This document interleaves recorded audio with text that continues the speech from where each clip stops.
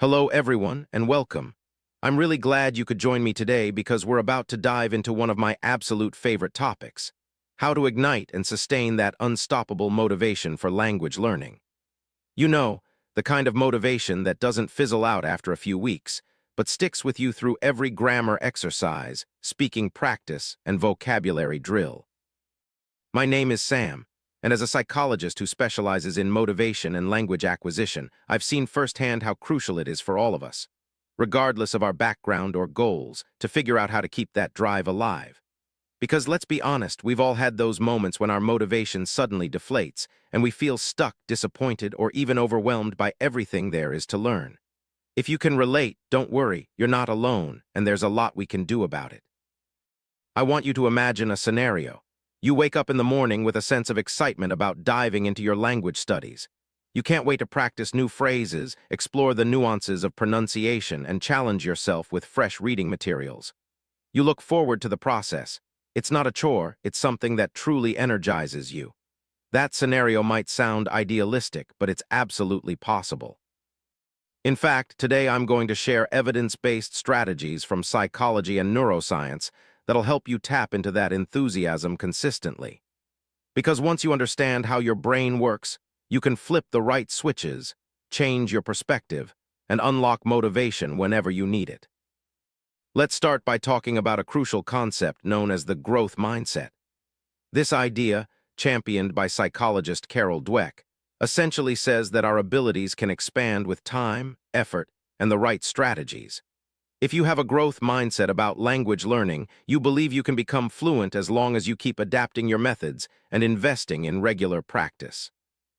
On the flip side, a fixed mindset leads you to believe that your language learning capabilities are limited or predetermined. Maybe you think you're just not a language person or you're too old to pick up new languages. And trust me, that kind of belief can be your biggest enemy. The first motivational hack I'll share is to firmly adopt a growth mindset. Instead of telling yourself, "I'm not making progress because I just don't have the knack for it," start telling yourself, "I'm not making progress yet, which means I need to adjust my strategy." By simply reframing your inner dialogue, you reinforce the notion that your abilities aren't fixed and that true progress is within reach. Now let's talk about one of my personal favorite techniques: setting micro goals. It's so easy to feel overwhelmed by the idea of learning an entire language. Where do you even start? If you dive in without a plan, you can end up frustrated. By creating micro goals, you give yourself small, manageable steps that lead to quick wins. It might be something as simple as, "Today, I'm going to learn 5 new verbs related to cooking," or "I'm going to hold a 5-minute conversation with a native speaker on a language exchange app." These small accomplishments boost your sense of competence, which is a huge motivator. According to self-determination theory, people are more motivated when they feel capable and successful at tasks. So every time you achieve a tiny milestone, you're sending a powerful signal to your brain that you can do this. And that's when you start craving more achievements, which leads to even more consistent effort. Another psychological strategy that does wonders is visualization. But I'm not talking about just picturing yourself speaking fluently in front of a crowd. That's great, but it doesn't fully tap the power of mental imagery. Instead, try something called process visualization. This means visualizing yourself performing each step in the language learning journey, practicing flashcards, reading a short story, speaking with a tutor, and smiling when you realize you've understood something new. By mentally simulating each step, you condition your mind to anticipate the process more positively. This primes your brain to see daily practice as normal and even enjoyable, rather than intimidating or tedious. Studies have shown that process visualization can significantly improve follow-through and overall performance in learning scenarios. So don't just visualize the end. Enjoy the process in your mind first, then watch how that excitement carries over to your study sessions. Now, motivation isn't just about mindset and planning. It's also about how we structure our learning environment. There's a concept in psychology called stimulus control. Basically, your environment can either trigger the behavior you want or distract you from it. So if you want to build a strong habit of studying daily, make sure your environment is set up in a way that supports this. Keep your learning materials, whether they're textbooks, apps, or notebooks, in a visible, easily accessible place. If you're using digital tools, organize the apps on your phone's home screen so you see them first when you unlock your phone. The easier it is to start your language work, the more likely you'll be to actually do it. And the opposite is also true. Eliminate distractions as much as possible. Put your phone on airplane mode if you don't need it for study, or log out of social media apps that might lure you in. By controlling your environment, you remove excuses and friction, making it almost effortless to stick to your learning plan. Let's pivot for a moment to talk about a technique that's well known in the language community: spaced repetition. If you're unfamiliar, spaced repetition is an evidence-based method for memorizing vocabulary, grammar rules, or phrases by reviewing them at strategic intervals, rather than all at once. We have robust research indicating that our brains retain information more effectively when learning is spaced out over time. But did you know that using spaced repetition also helps keep your motivation higher? It does, because when we learn in more efficient ways, we see more progress in less time. And progress is a major motivator. So if you notice that memorizing new words feels like a losing battle, check out some spaced repetition apps or flashcard systems. You'll remember more, you'll see that evidence of your progress, and it'll give you that boost of confidence you need to keep going. Let's not forget about something equally important: accountability. When you share your language goals with someone else, be it a friend, a family member, or a learning community, you create a sense of social responsibility. This is where technology can be your best friend. You can join online forums or social media groups dedicated to the language you're studying, or find a language partner through a conversation app. Feeling a gentle nudge from others who know your goals can be incredibly powerful. Peer pressure in the right context can help you push through low motivation days. And it's not just about pressure. Communities also provide mutual support and positive feedback. Humans are inherently social creatures, and tapping into that social dimension can transform a seemingly solitary endeavor into a shared journey. Now I want to share a little-known but very effective psychological trick called temptation bundling. This means pairing something you love doing with something you need to do. Let's say you're a big fan of a particular podcast or a certain TV show, but you have a vocabulary revision session looming. You can set a rule for yourself. I can only listen to this podcast while reviewing my flashcards. Or, I can only watch my favorite show after I complete today's grammar exercise. By bundling a desirable activity with your language practice, you train your brain to look forward to the task because there's a built-in reward. Over time, you start associating language learning with those positive feelings of relaxation or entertainment. This technique has been researched and shown to be effective for creating new habits that require a bit of willpower. It's a simple way to rewire your reward circuitry, so your study sessions become less of a chore and more of a treat. Of course, motivation wanes when we face setbacks or plateaus. Everyone experiences those moments. You might be coasting along for a few weeks, enjoying every new expression, and suddenly you feel stuck, unable to understand a podcast or keep up with a native speaker. This can be a make-or-break moment for motivation. What do you do when you hit that wall? First, accept that plateaus are normal. Fact, they can even be productive because they push you to analyze your weaknesses and seek new strategies. When you hit a plateau, try a fresh approach. Maybe switch from purely academic materials to watching engaging videos or reading a novel. Or try journaling in your target language for 10 minutes each morning. The key is to break the routine, so your brain gets stimulated by novelty. Research in neuroscience tells us that novelty can reignite dopamine release, which is closely tied to motivation. So if you feel stalled, do something new, something that challenges you in a slightly different way. That jolt of novelty can awaken your curiosity all over again. Another crucial aspect is celebrating progress. Now, I'm not talking about waiting until you pass a formal exam or can deliver a TED Talk in your target language to celebrate. I mean celebrating every micro-success along the way. Did you manage to correctly use the past tense in conversation without pausing? Celebrate that. Did you discover you understood more of a movie's dialogue than you did last month? That's worth celebrating too.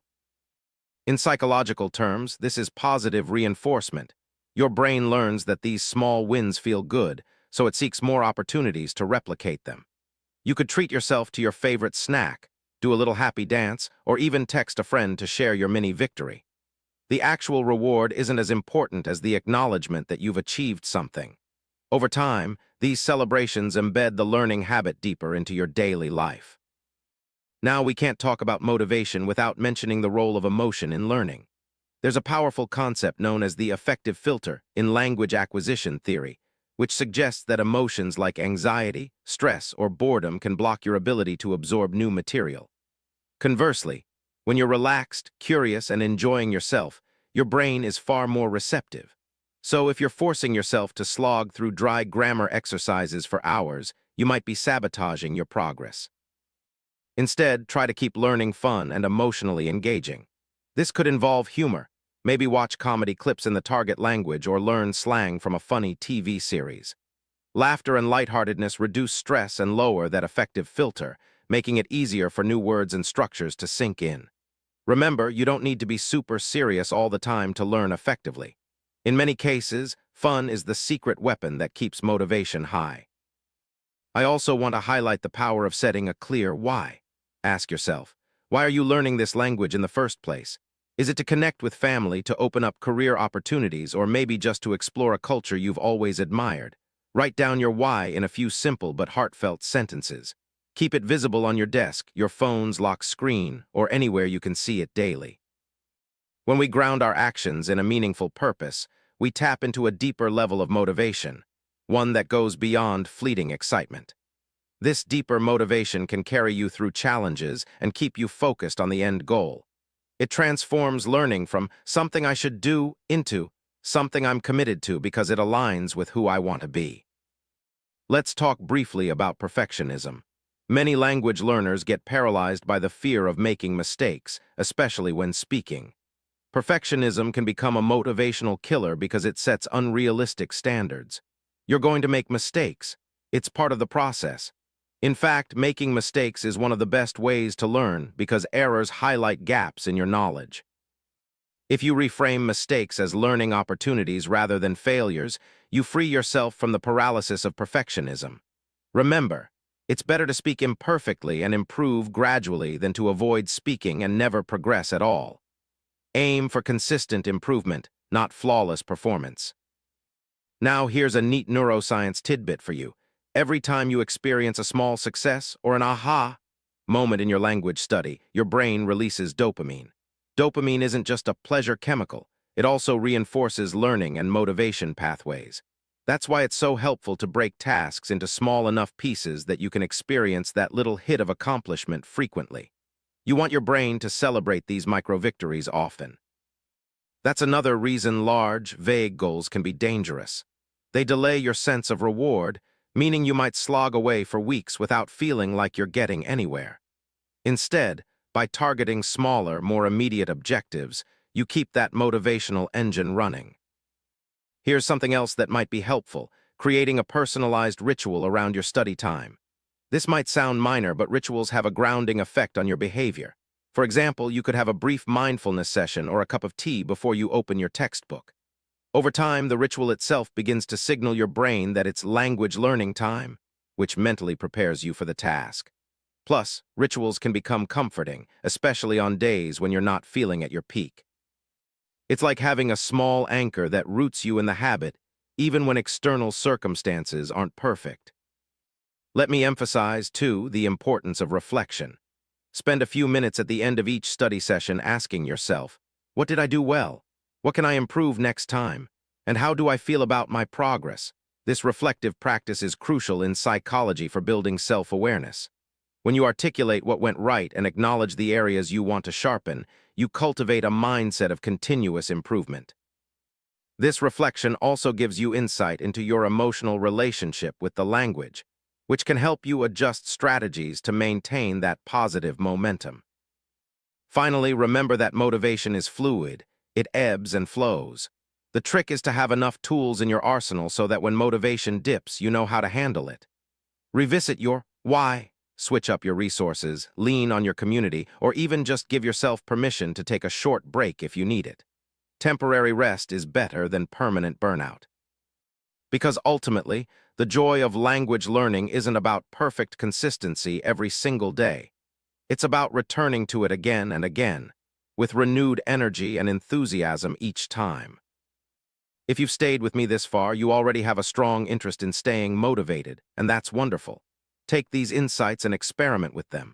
Everyone's brain is a bit different, so certain tips will resonate with you more than others. Try out process visualization 1 week, then accountability and community engagement the next, and see what lights that fire inside you. Pay attention to how your energy shifts, how your curiosity grows, and how your relationship with the language evolves. I'm confident that with these science-backed techniques, you can build and sustain the motivation you need to achieve true fluency. The journey will have ups and downs, but every step forward, no matter how small, brings you closer to your goal. And if there's one final piece of advice I want to leave you with, it's this: be patient and kind to yourself. Language learning is a marathon, not a sprint. You have everything you need inside you to persevere and triumph. Thank you so much for joining me today. I hope you found these strategies as empowering as I do. If you're feeling inspired, take a moment right now to think of one small step you can take today to get closer to your language goals. Then commit to following through. Keep exploring, keep experimenting, and keep believing in your ability to learn, because you absolutely can. I can't wait to hear about your progress and watch you flourish on your journey toward fluency. Until next time, stay motivated, stay curious, and keep speaking those beautiful new words you're learning. You've got this.